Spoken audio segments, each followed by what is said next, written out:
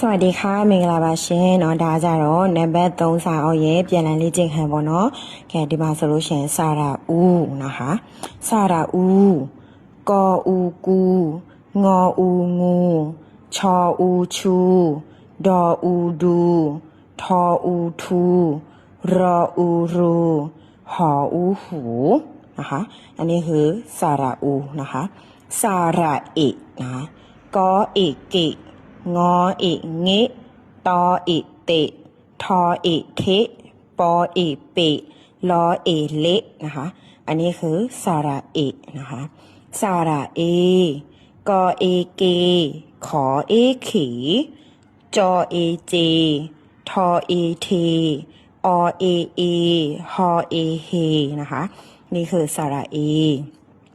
สระแอะนะคะกอแอะแกะคอแอะแคะงอแอะแงะพอแอะแพะลอแอะและ